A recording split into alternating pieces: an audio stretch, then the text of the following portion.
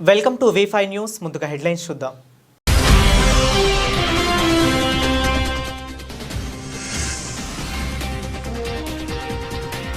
అనకాపల్లి జిల్లా పరవాడ ఫార్మా కంపెనీలో అగ్ని ప్రమాదం.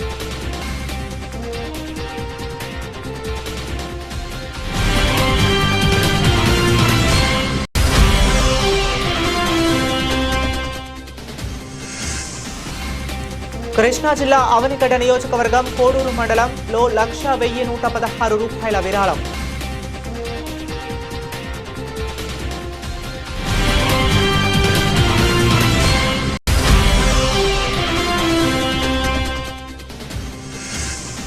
కృష్ణా జిల్లా అవనిగడ్డ నియోజకవర్గం 1,10,00,000తో పులిగడ్డ ఆక్విడక్ట్ అభివృద్ధి. RFR వద్ద 3 నూతన గేట్లు ఏర్పాటు పూర్తి పరిశీలించిన ఎమ్మెల్యే మండలి బుద్ధా ప్రసాద్. కోడూరు శివరామకృష్ణ క్షేత్రం కోడూరు సమర్పణ శ్రీ నంబూరి సత్య నాగ వెంకట మురళీకృష్ణ గారి కుటుంబ సభ్యులు నంబూరి నాగవర ప్రసాద్, వసంత కుమారి గారి దంపతులు, వారి కుమారుడు, కోడలు, మనవుడు శ్రీ నంబూరి సత్యనాగ వెంకట మురళీకృష్ణ, అన్నపూర్ణాదేవి గారి దంపతులు, చిరంజీవి నంబూరు సూర్యకిరణ్ శివరామకృష్ణ క్షేత్ర పునర్నిర్మాణానికి 1,01,116 విరాళాన్ని శివరామకృష్ణ క్షేత్ర కమిటీ వారికి అందజేశారు. కోడూరులోని శివరామకృష్ణ క్షేత్రం పునర్నిర్మాణంలో భాగంగా భారీ బడ్జెట్తో పూర్తి గ్రానైట్తో నిర్మిస్తున్న శివరామకృష్ణ క్షేత్రానికి నంబూరు మురళీకృష్ణ గారి కుటుంబ సభ్యులు 1,01,116 రూపాయల విరాళాన్ని కమిటీ సభ్యులకు అందజేశారు. ఈ కార్యక్రమంలో ఆలయ నిర్మాణ కమిటీ సభ్యులు అన్నం వెంకట సుబ్బారావు, బూరగడ్డ హరినాథ్ బాబు, జూప్పుడి సుభాష్ చంద్రబోస్, అన్నం శివశంకర్, అన్నం శివరామకృష్ణ, ఉల్లి రంగారావు గారు తదితరులు పాల్గొన్నారు. నంబూరు మురళీకృష్ణ గారి కుటుంబ సభ్యులు మాట్లాడుతూ, మన కోడూరు శివాలయం పూర్తి గ్రానైట్తో పునర్నిర్మించడం, తమ వంతుగా 1,01,116 రూపాయలు అందజేయడం చాలా సంతోషంగా ఉందని తెలియజేశారు. కమిటీ సభ్యులు వారిని అభినందించి శాలువాతో సత్కరించారు.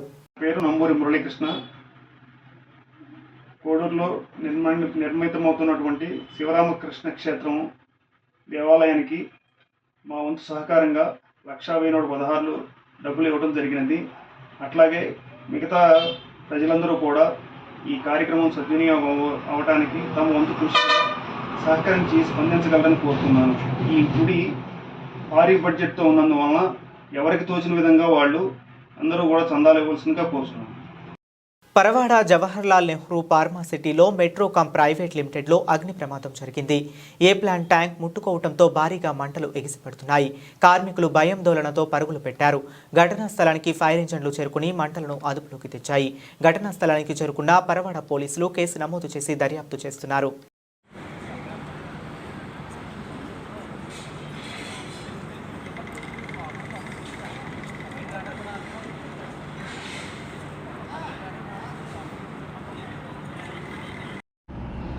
బాబాయ్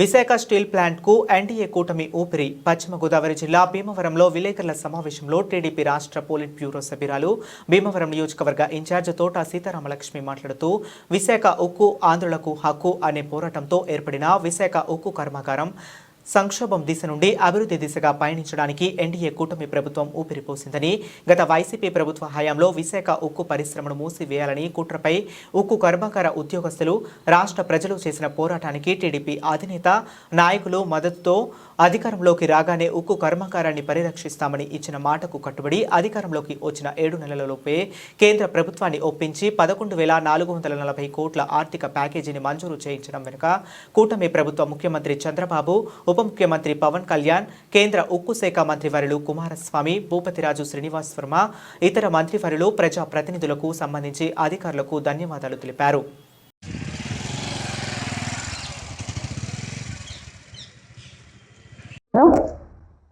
మన ఆంధ్రప్రదేశ్కి మరి ఎప్పటి నుంచో ఎన్నో రకాలుగా పోరాటాలు చేసి ఎన్నో ఇబ్బందులు ఎదుర్కొన్న స్టీల్ ప్లాంట్ అంటే ఉత్తరాంధ్రకే ఒక మణిమకుటంలోని ఆ పరిశ్రమ ఈ రోజున మరి ఆంధ్రప్రదేశ్ ప్రజలకి ఒక కానుకగా నరేంద్ర మోడీ గారు ఇవ్వటం చాలా సంతోషం, అభినందనీయం కూడా.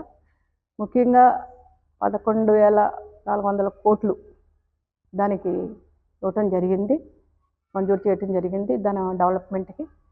ఎందుకంటే అందరికీ తెలుసు. మొన్న ఒక స్టోరీ కింద కూడా ఒక ఛానల్లో వేశారు, నేను విన్నాను కూడా. అది గతంలో ఎప్పటి నుంచి ఏం జరిగిందో, ఎందుకంటే పివి నరసింహారావు గారు కావచ్చు, ఇందిరాగాంధీ కావచ్చు, ఆ టైం నుంచి కూడా దాన్ని అలా జరుగుతూనే వచ్చింది.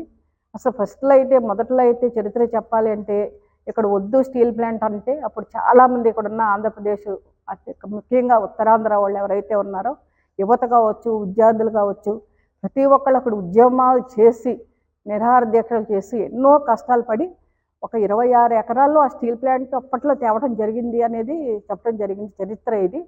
అలాగా జరుగుతూ దాదాపుగా 5 సంవత్సరాలు గడిచిన 5 సంవత్సరాల్లో ఏదైతే వైఎస్ఆర్ ప్రభుత్వం జగన్మోహన్ రెడ్డి గారు ముఖ్యమంత్రిగా ఉన్నప్పుడు దాన్ని ప్రైవేటీకరణ చేయాలి, దాన్ని ఎందుకంటే అది ఖర్చు భరించలేని శక్తిగా ఉంది అనేది ఒకటి తీసుకురావడం జరిగింది. దాన్ని తెలుగుదేశం పార్టీ అప్పుడున్న చంద్రబాబు నాయుడు గారి ప్రతిపక్ష నాయకుడిగా కూడా కాదు, అది మన ఆంధ్రప్రదేశ్లో ఉండాలి, ఉత్తరాంధ్రకి అది మగటం లేని పరిశ్రమ, అది ఉండాలి కంపల్సరీ అనేసి మన నాయకులు కూడా అప్పుడు పార్లమెంట్లో దానికి సపోర్ట్గా కూడా చెప్పడం జరిగింది. అది మనందరికీ తెలుసు. కానీ ఈ రోజున కూటమి ప్రభుత్వం రావటం జరిగింది. చాలా చాలా అభినందనీయం, సంతోషం కూడా. మన ఆంధ్రప్రదేశ్కి అది వైజాగ్ కావచ్చు, ఉత్తరాంధ్ర కావచ్చు, ఏదైనప్పటికీ కూడా అంత పెద్ద పరిశ్రమ మన ఆంధ్రప్రదేశ్లో ఉందంటే మనకు ఆంధ్రులందరికీ కూడా, తెలుగువారందరికీ కూడా గౌరవింపదగ్గ పరిస్థితి ఇది. ఈ రోజున నరేంద్ర మోడీ గారు చాలా పెద్ద మనసుతో, ఎందుకంటే కానీ ఏదైతే మనం ఆంధ్రప్రదేశ్కి మణిహారం లాంటి ఉక్కు ఫ్యాక్టరీ పెట్టారో అటువంటి ఫ్యాక్టరీని కాంగ్రెస్ ఇతర గవర్నమెంట్లు కానివ్వండి, అలాగే నిన్నకాక మొన్న ఉన్న వైఎస్ఆర్ ప్రభుత్వం కూడా దాన్ని ప్రైవేట్గా ముక్కలు చేసి అమ్మేద్దామని వాళ్ళ స్వలాభం కోసం ఎన్నో ప్రయత్నాలు చేశారు. అటువంటి ఏం జరగనివ్వకుండా మన ప్రతిపక్షంలో ఉండి కూడా విపరీతంగా దాని మీద ఇది చేసి ధర్నాలు చేసి ఫైట్ చేసి ఆంధ్రులంతా కానివ్వండి, అందులోని ఎంప్లాయీస్ కానివ్వండి ఎన్నో ధర్నాలు చేసి దాన్ని ఆపాం.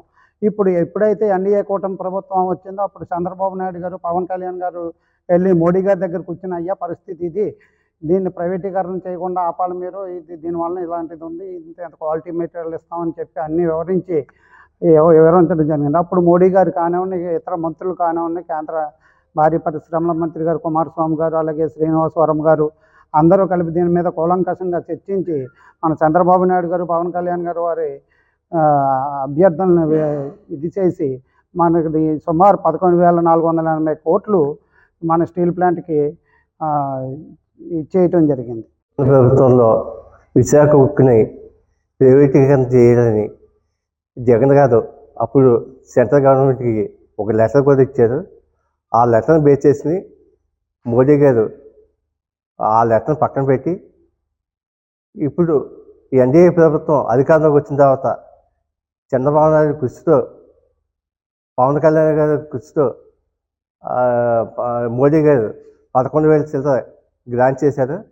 ప్రైవేటీకరణ చేయొద్దని కుమారస్వామి గారు పబ్లిక్గా అనౌన్స్ చేశారు. అది మోడీ గారికి, చంద్రబాబు నాయుడికి, పవన్ కళ్యాణ్కి, మంత్రులందరికీ మా విశాఖ తరఫున హృదయపూర్వక నమస్కారాలు తెలియదు. భద్రాద్రి కొత్తగూడెం జిల్లా అశ్వరావుపేట మండలం గుర్రాల చెరువు గ్రామ పంచాయతీలో ప్రజాపాలన గ్రామ సభలో ప్రకటించిన ఇందిరమ్మ ఇండ్ల పథకం లబ్ధిదారుల ఎంపిక జాబితాపై గ్రామస్తులు అభ్యంతరం వ్యక్తం చేశారు. ఇందిరమ్మ ఇండ్లకు దరఖాస్తు చేసుకున్న వారిలో పూరిల్లు ఉన్న వారి పేర్లు లేకుండా గతంలో స్లాబ్ ఇల్లు ఉన్న వారి పేర్లు వచ్చాయని గ్రామస్తులు అభ్యంతరం వ్యక్తం చేశారు. తాటాకు పూరిల్లు ఉన్న నిజమైన అర్హుల పేర్లు లబ్ధిదారుల ఎంపిక జాబితాలో లేకపోవడానికి స్థానిక పంచాయతీ సెక్రటరీ నిర్లక్ష్యమే కారణమని ఆరోపించారు. అర్హులైన వారి పేర్లను జాబితాలో చేర్చాలని అధికారులతో వాగ్వాదానికి దిగారు. దీంతో పోలీసులు అధికారులు కలగజేసుకుని ఆన్లైన్లో తిరిగి దరఖాస్తు చేసుకోవాలని గ్రామస్తులకు నచ్చజెప్పే ప్రయత్నం చేశారు.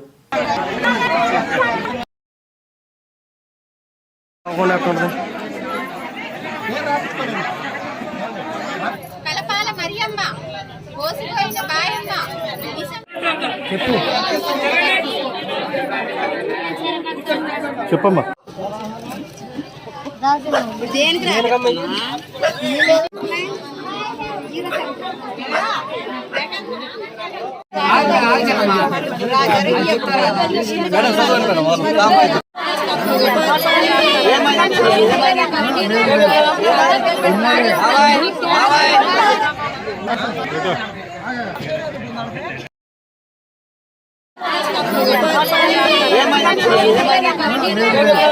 బొల్లారం మున్సిపల్ చరిత్రలోనే ఒకే రోజు 70 కోట్ల రూపాయల అభివృద్ధి పనులకు శంకుస్థాపన ప్రారంభోత్సవాలు చేయడం తమ వంతు అదృష్టంగా భావిస్తున్నామని రాష్ట్ర ముఖ్యమంత్రి రేవంత్ రెడ్డి సహాయ సహకారాలతో బొల్లారం మున్సిపాలిటీని అన్ని రంగాల్లో ఆదర్శంగా తీర్చిదిద్దుతామన్న పటాన్చెరు శాసనసభ్యులు గూడెం మహిపాల్ రెడ్డి అన్నారు.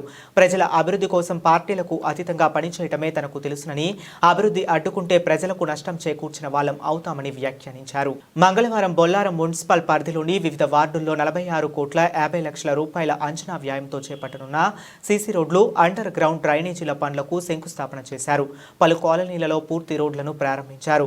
అనంతరం 26 కోట్ల 50 లక్షల రూపాయలతో జలమండలి ద్వారా నిర్మించిన రిజర్వాయర్ల నుండి ఇంటింటికి మంచినీటి సరఫరా వ్యవస్థను ప్రారంభించడంతో పాటు పంప్ హౌస్ ను ప్రారంభించారు. అందరికీ నమస్కారం. ఈరోజు బొల్లారం మున్సిపల్ పరిధిలో రేపు 25 జనవరికి వీళ్ళ సమయం పూర్తవుతుంది కాబట్టి మున్సిపల్ చైర్మన్ గారు, వైస్ చైర్మన్ గారు, అలాగే కౌన్సిలర్స్ ఈ మున్సిపల్ పరిధిలో 5 సంవత్సరాల కాలం నుంచి బ్రహ్మాండంగా మౌలిక వసతులు సమకూర్చి ఈ ప్రాంత ప్రజలకు ఎటువంటి ఇబ్బంది లేకుండా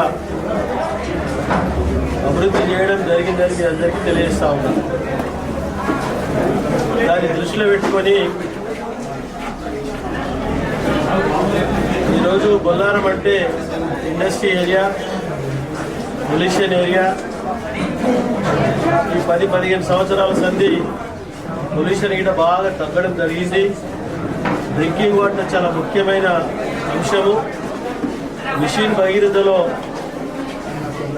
మనకు 26 కోట్ల రూపాయలతోటి ఓన్లీ బొల్లారం మున్సిపాలిటీకి రిజర్వాయర్లు, అలాగే సంపులు, పైప్ లైన్స్, హౌస్ కనెక్షన్స్ అన్ని ఇవ్వడం జరిగిందని మీ అందరికీ తెలియజేస్తా ఉన్నారు.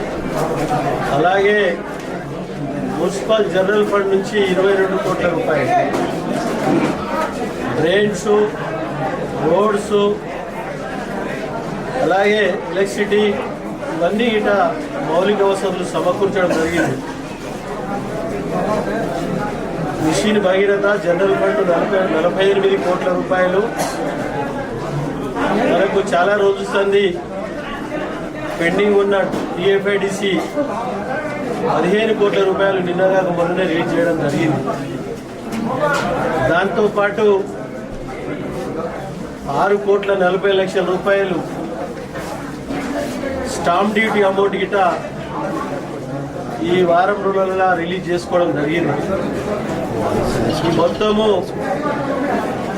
29 కోట్ల 40 లక్షల రూపాయలతోటి బొల్లారం మున్సిపాలిటీ ప్రజల కోరిక నెరవేర్చి అన్ని సమస్యలు పరిష్కరించడంలో భాగస్తులైన మున్సిపల్ చైర్మన్, వైస్ చైర్మన్, కౌన్సిలర్లు మేమందరం కలిసి వారికి ఎటువంటి ఇబ్బంది లేకుండా ప్రజలకు జవాబుదారీగా నిలబడే రీతిలో పని చేయడం జరిగిందని మీ అందరికీ బల్లా బుద్ధి చెప్పడం జరుగుతూ ఉందని తెలియజేస్తా ఉన్నా.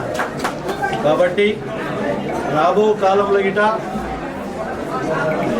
ఈ ప్రాంత సమస్యలను ఈ ప్రాంత నాయకుల ద్వారా, ప్రజల ద్వారా సేకరించి ఎప్పటికప్పుడు వారి సమస్యలను పరిష్కరించే మార్గంలో ప్రణాళికలు సిద్ధం చేసుకొని ముందుకు పోతామని తెలియజేస్తా ఉన్నాం. దాంతోపాటు రేపు తెల్లాపూర్ మున్సిపాలిటీ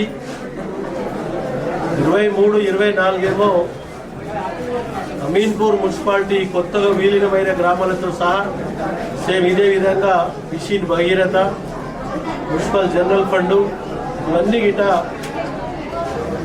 కంప్లీటెడ్ వర్కులు, ఆన్గోయింగ్ వర్కులు, నాన్ స్టార్టెడ్ వర్కులు అన్ని గిట ఇనాగ్రేషన్ చేయడం జరుగుతుందని మీ అందరికీ తెలియజేస్తూ, మీ అందరికీ ప్రెస్ సోదరులకు ప్రత్యేకంగా ధన్యవాదాలు తెలియజేస్తూ ధన్యవాదాలు. Thank you.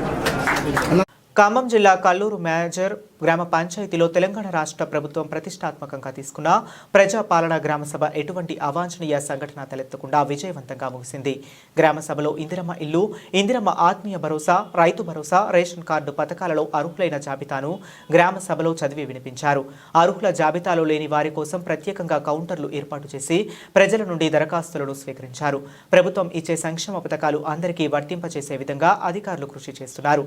ఈ కార్యక్రమంలో స్పెషల్ ఆఫీసర్ ఎంపీటీఓ దయగల చంద్రశేఖర్, ఏఎంసీ చైర్మన్ భాగం నీరజాదేవి, ఆర్యవైశ్య జిల్లా అధ్యక్షులు కాంగ్రెస్ సీనియర్ నాయకులు పసుమర్తి చంద్రరావు మరియు EO Nageswararao, LDC Samuel, APO Hemamalini, RI Umamaheswararao, Indiramma committee సభ్యులు కమ్మంపాటి శ్రీనివాసరావు, అధికారులు, నాయకులు, ప్రజాప్రతినిధులు పాల్గొన్నారు.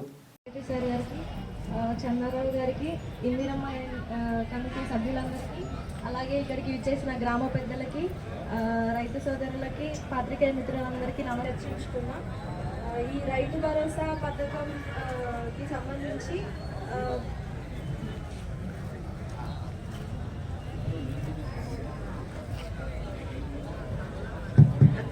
హలో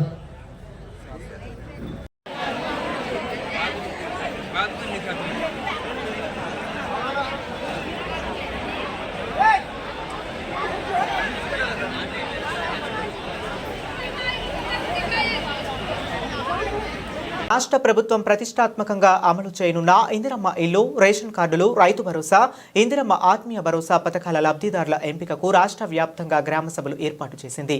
అందులో భాగంగా మొదటి రోజు మంగళవారం పాల్వంచ మండల పరిధిలోని జగన్నాథపురం రైతు వేదిక వద్ద గ్రామ సభ ఏర్పాటు చేశారు.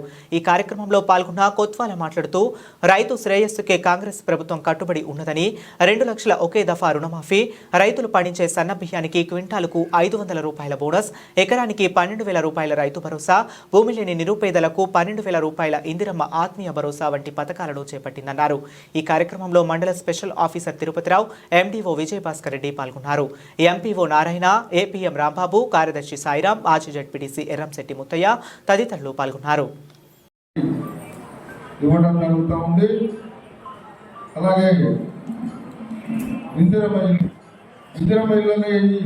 గతంలో కాంగ్రెస్ ప్రభుత్వం ఉన్నప్పుడే పక్కా గృహాలు ఇచ్చారు.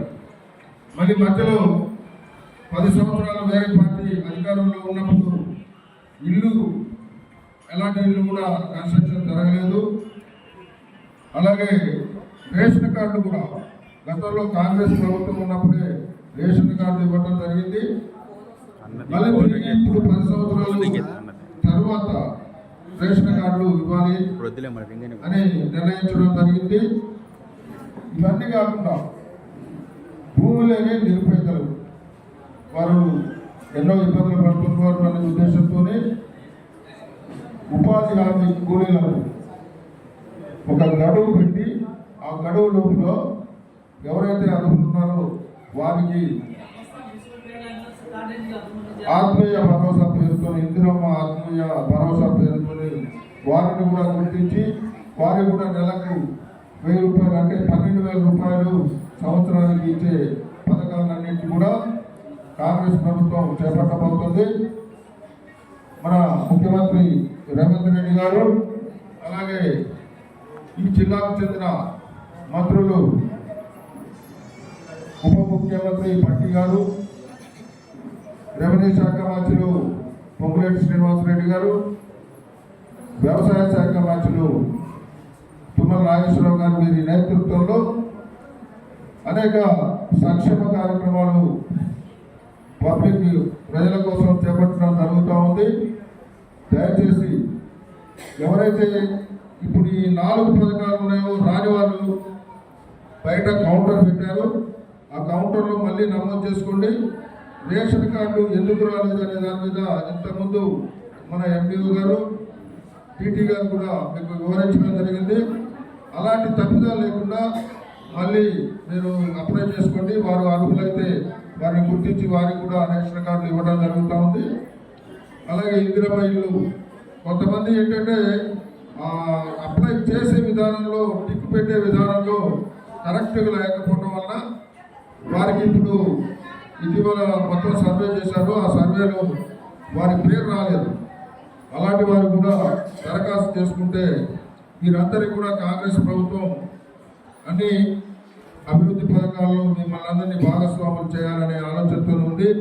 ఏ ఒక్కరిని కూడా విస్మరించే పరిస్థితి లేదు. పేదవారికి సహాయం చేయడమే కాంగ్రెస్ ప్రభుత్వం లక్ష్యం, వారి ధ్యేయం అని తెలియజేస్తూ మీరందరూ కూడా ఈ సర్వే సభ నిర్వహిస్తున్న అధికారులందరికీ కూడా సహకరిస్తారని కోరుకుంటూ సెలవు తీసుకుంటున్నాను. విద్యార్థులు పట్టుదలతో చదివి ఉన్నత లక్ష్యాలను అందుకోవాలని ఆదిలాబాద్ ఎమ్మెల్యే పాయల్ శంకర్ అన్నారు. Varahi helping hand foundation RS గార్డెన్లో మంగళవారం పాఠశాల ఇంటర్మీడియట్ విద్యార్థులకు పరీక్షలపైన నిర్వహించిన అవగాహన కార్యక్రమాన్ని ఆయన ముఖ్య అతిథిగా హాజరయ్యారు. ఈ సందర్భంగా ఆయన మాట్లాడుతూ విద్యార్థులు ఒక లక్ష్యాన్ని నిర్దేశించుకుని దానికి తగ్గట్టుగా ప్రణాళికాబద్ధంగా చదవాలని సూచించారు. ఈ సందర్భంగా ఎమ్మెల్యే తన బాల్య జీవితాన్ని గుర్తు చేసుకున్నారు. ఈ కార్యక్రమంలో drugs, cyber crime, psychology problems, మానసిక ఒత్తిడిపైన వక్తలు విద్యార్థులకు అవగాహన కల్పించడం జరిగింది. ఈ కార్యక్రమంలో cyber crime DSP Haseebullah, CI Srinivas, motivational speaker Venu, Rangineni Pavan RIMS, psychiatrist doctor Om Prakash, పోటీ పరీక్షల నిపుణులు Purushottam Reddy, Ramana Goud, Varahi helping hand foundation సభ్యులు రామగిరి శిరీష్, బండి ప్రవీణ్, మహేష్, నిఖిల్, వంశీ తదితరులు పాల్గొన్నారు. నువ్వు విజయం సాధించడానికి అవకాశం ఉంటుంది, సక్సెస్ కావడానికి ఆస్కారం ఉంటుంది. ఒక విషయాన్ని చూసినప్పుడు, ఒక వ్యక్తి మాట్లాడినప్పుడు, ఒక దృశ్యం మన కనుమందులో కలిగినప్పుడు దానివల్ల కలిగేది ప్రేరణ. అబ్దుల్ కలాం గారు చాలా గొప్ప మాటలు అంటుండే, మనిషి కళల ద్వారా కొన్ని విషయాల్ని ప్రేరణ పొందినటువంటి వ్యక్తులు కూడా ఈ ప్రపంచంలో చాలా గొప్పవాళ్ళు. ఈ ప్రపంచానికి వాళ్ళ వల్ల చాలా సాయం దొరికింది. మనిషి విద్యార్థి దశలో ఉన్నప్పుడు నువ్వు ఏ రకమైనటువంటి ప్రేరణను తీసుకుంటావో నీ ఎదుగుదల, నీ ఆలోచన విధానం కూడా ఆ రకంగానే ఉంటుంది. మీకు ఒక ఉదాహరణ నేను చెప్తా. కలలు కనాలని అబ్దుల్ కలాం గారు మాట్లాడినటువంటి దాంట్లో సరిగ్గా 40-45 సంవత్సరాల క్రితం మా ఊళ్ళో ఎండాకాలం అంతా కూడా బయట పడుకుంటుండే మంచాలు వేసుకొని. అప్పుడు 20 రోజులకు 25 రోజులకు ఒకసారి పైన విమానం పోతుండే, సప్పుడు వస్తుండే. సప్పుడు వచ్చిందంటే అది కనిపించేలాగా మేము ఊరంతా తిరుగుతుంటేవి. ఎటు మబ్బులుంటాడు ఇంకో పక్కకు వచ్చి పైన పూర్త మెడకాయ వచ్చేలాగా తిరిగి దాన్ని చూస్తుండేవి. పండుకున్న తర్వాత కూడా అప్పుడప్పుడు కనిపిస్తుండే. నాకు మనసులో అనిపిస్తుండే నేను ఎప్పుడో ఒకప్పుడు ఆ విమానంలో ప్రయాణం చేయాలి. ఆ రోజు వయసు కాదు, చిన్న వయసు. విమానంలో ఎక్కడం అసలు ఆలోచించుడే, ఇదేంటి పిచ్చి మాటలు అనిపిస్తుండే. హైదరాబాద్ లో ఒక ఎక్స్కర్షన్కి పోయినా. హైదరాబాద్ లో తాజ్ కృష్ణాపూర్ 5 స్టార్ హోటల్ హైదరాబాద్ లో ఒకటి. 5 స్టార్ హోటల్ ముందర నిలబడ్డప్పుడు మమ్మల్ని తీసుకెళ్లినటువంటి టీచర్లు ఏమన్నారంటే, ఇది 5 స్టార్ హోటల్ అంటారు దీన్ని, దీంట్లో గొప్ప గొప్పలు ధనవంతులే ఉండే అవకాశం ఉంటుంది. రోజుకు ఆ రోజు 3,000 కిరాయి అంటే ఈ రోజు దాదాపు ఆనాటి 3,000 విలువ ఈ రోజు ₹1,00,000 కూడా నడుస్తుంది. నాకు అనిపిస్తుండే ఒకరోజు ఈ హోటల్లో కూడా మనం పండుకోవాలా, దినం రావాలి. నేను ఎందుకు ఈ మాట మీకు మాట్లాడుతున్నానంటే, నీ కోరిక బలంగా ఉండాలా, అది మంచి విషయాలు. నీ కోరిక బలంగా మంచి విషయాల మీద ఉంటే దానివల్ల నువ్వు కొంత ప్రేరణ పొందగలుగుతావు. ఆ ప్రేరణ ద్వారా నీకు పోరాట పటిమ సిద్ధిస్తుంది. ఈ విద్యార్థి దశ నువ్వు భవిష్యత్తులో నువ్వేం కావాలన్నా, నీ రాష్ట్రానికి ఏమైనా చేయాలన్నా, నీ దేశానికి ఏమైనా చేయాలన్నా, నలుగురికి మంచి జరగాలన్నా నీ ఆలోచన ద్వారానే మంచి జరిగేటటువంటి అవకాశం ఉంటుంది. ఎందరో మంది ఎదిగినటువంటి వ్యక్తులు, ఎందరో మంది ఇచ్చినటువంటి ప్రేరణ ద్వారానే వాళ్ళ జీవితాలు సక్సెస్ అయింది. కేవలం వాళ్ళ జీవితాలు సక్సెస్ అంటే వాళ్ళ కొరకే కాదు. ఈరోజు అబ్దుల్ కలాం గారు సక్సెస్ అయ్యింది అంటే భారతదేశం సక్సెస్ అయ్యింది. ఆయన ఎప్పుడు కూడా నేను సక్సెస్ అయినా, నేను నా కుటుంబం కొరకు, నా కొరకు ఈ విజయం అంతా కూడా నాదే అని ఏ రోజు మాట్లాడలేదు. ఒక వ్యక్తి ఆయన పొందినటువంటి ప్రేరణ వల్ల, ముందుకు సాగినటువంటి విధానం వల్ల ఆయన ఒక సక్సెస్ సాధించిన తర్వాత ఈ దేశమే ఆయన తరపున లాభపడ్డది. తెలంగాణ ప్రభుత్వం ఎస్సీ, ఎస్టీ, బీసీ జనరల్ గురుకులాలలో 5వ తరగతి ప్రవేశాల కొరకు నిర్వహించే కామన్ ఎంట్రన్స్ టెస్ట్ మీ పిల్లలందరికీ అప్లై చేయాలని, దానికి తల్లిదండ్రులందరూ సద్వినియోగం చేసుకోవాలని ఉపాధ్యాయ ఎమ్మెల్సీ అభ్యర్థి నర్సిరెడ్డి పిలుపునిచ్చారు. ఖమ్మం జిల్లా కేంద్రంలోని రఘునాథపాలెం బీసీ గురుకుల పాఠశాలను సందర్శించి విద్యార్థుల పరిస్థితులు అడిగి తెలుసుకున్నారు. సాంఘిక సంక్షేమ గురుకులాలు, గిరిజన సంక్షేమ గురుకులాలు, బీసీ సంక్షేమ గురుకులాలలో మీ పిల్లలు 5వ తరగతిలో చేర్చడానికి అమ్మాయిలు కానీ అబ్బాయిలు కానీ ఎంట్రన్స్ పరీక్ష నిర్వహిస్తున్నారు. ఆ పరీక్ష కొరకు దరఖాస్తు చేసుకోవాల్సిన అవసరం ఉంది. దరఖాస్తు చేసుకోవడానికి చివరి తేదీ ఫిబ్రవరి 1వ తారీఖు. ఈరోజు జనవరి 21వ తారీఖు కాబట్టి వెంటనే మీరు ఆలస్యం చేయకుండా అందరూ దరఖాస్తు చేసుకోండి. మీ పిల్లల్ని చదివించండి.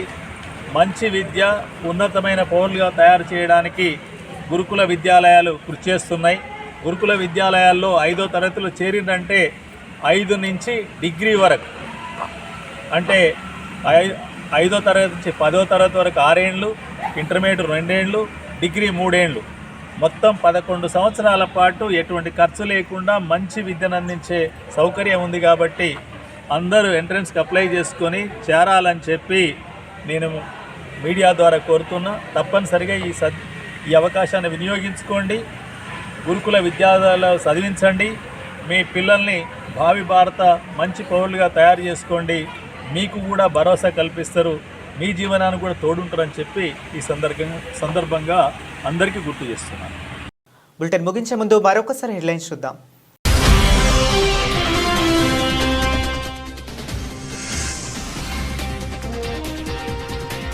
అనకాపల్లి జిల్లా పరవాడ ఫార్మా కంపెనీలో అగ్ని ప్రమాదం.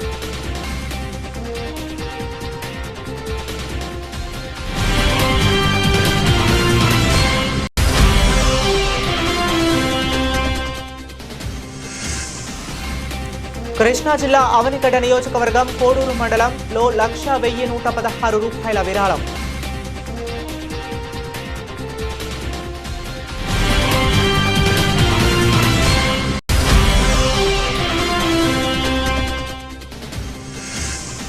కృష్ణా జిల్లా అవనిగడ్డ నియోజకవర్గం 1,10,00,000తో పులిగడ్డ ఆక్విడక్ట్ అభివృద్ధి. ఆర్ఎఫ్ఆర్ వద్ద 3 నూతన గేట్లు ఏర్పాటు పూర్తి పరిశీలించిన ఎమ్మెల్యే మండలి బుద్ధా ప్రసాద్. ఇవి ఇప్పటి వరకు ఉన్న అప్డేట్స్. మరిన్ని అప్డేట్స్ కోసం కీప్ వాచింగ్.